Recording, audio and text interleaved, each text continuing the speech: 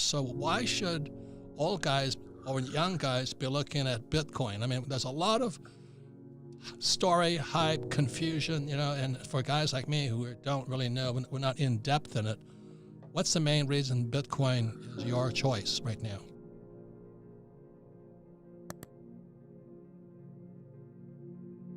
Well, I'd say at a really high level, no matter how you feel about politics, Bitcoin probably helps fix that. Because the end game for Bitcoin is that it separates money from state control. And by doing that, it reduces a lot of the problems that the state creates in the world, which, it finances itself exclusively through taxation and inflation. And, Bitcoin is just a free market money. It exists outside of the central banking system, whereas central banking is, very much a model based on socialism. It's literally the fifth dictate in Marxist playbook to have centralized control of cash and credit. Bitcoin's a purely capitalist technology. It lives entirely in the free market on its own merits.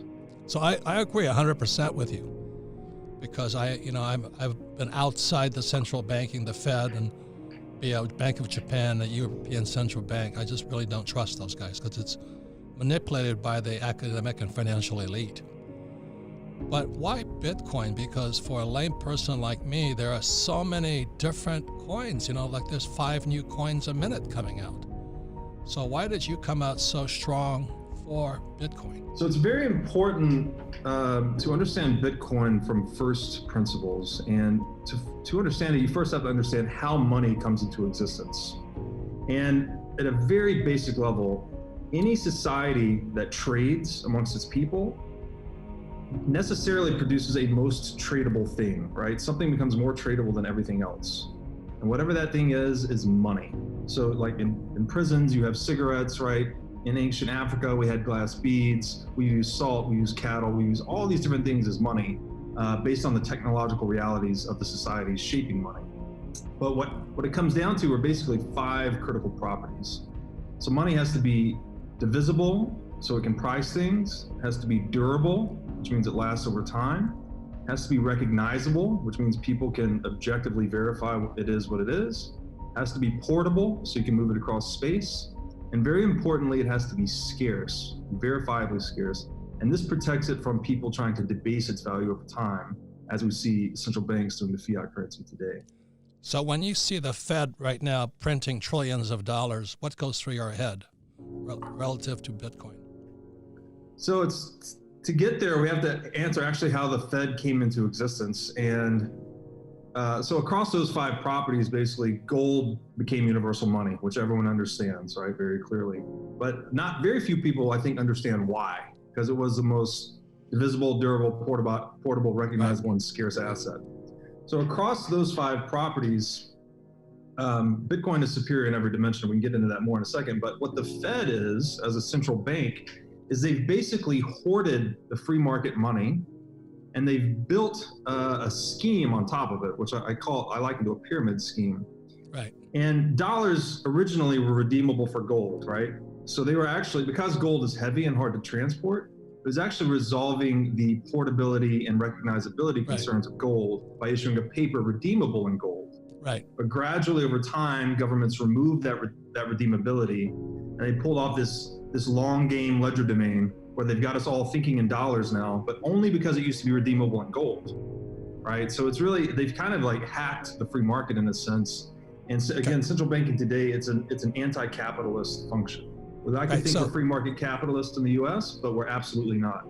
Well, it goes back to what we call the fractional reserve, is that you could put $10 in the bank and they could print 10,000 off of that. So, but why Bitcoin? Do you know what I mean? It's you and Anthony Pompliano, I mean, your discussion on the Pomp Show was extremely compelling. And I recommend people go and watch that program. It was really worth watching. But again, here I am, the layperson, an old guy, and there's 5 new coins coming out. There's ICOs everywhere and all this. But why Bitcoin? So the real short answer is there's only one analog gold for a reason, right? The value of money is found in its liquidity and its network effects. So for Bitcoin specifically, looking at it again across those 5 properties, first of all, it was first. It was released into the world at a time when no comparative technology existed, right? And because it's just pure information, it's basically infinitely divisible because it can be broken down and recombined at near zero cost. It's infinitely durable because information does not decompose. It's infinitely recognizable because it's like the written word, right? This information is the most easily recognizable thing in the world. It's infinitely portable because it can move at the speed of light across telecommunications channels. And then very importantly, Satoshi combined basically economics and game theory with thermodynamics to make it absolutely scarce. We've never had anything in the world that exhibits absolute scarcity. So even with gold, for instance, if we could flip a switch right now and make everyone in the world mine gold, we could increase the supply very rapidly. So everything physical in the world is a function of our time necessary to produce it. But with Bitcoin, for the first time in history, we have a money that you cannot increase the supply of whatsoever. There only will ever be 21 million, and no one can change that. So it's like the 3 certainties in the world. We used to have death, taxes, and now we have the third, which is 21 million Bitcoin. But why couldn't I just start my own 21 million Kiyosaki coin? You absolutely can. And the thing about that is there's a bit of a nuanced concept called path dependence as to why Bitcoin was first, made it increasingly important. But to create a money to say compete with Bitcoin, you have to actually fork the social layer. So you can go and create all the monies you want, right? Robert Coin 1 to infinity. But then you have to convince people to sacrifice their Bitcoin or dollars or other forms of money to buy your coin. And the ingenious thing about Bitcoin is because it was first, it basically optimized all those properties for holders. So it has zero unexpected inflation. It cannot be confiscated. It cannot be counterfeit. And so there's basically Satoshi left no design space for anyone to come in and disrupt Bitcoin. So again, it's for the same reasons we have one analog gold in the world.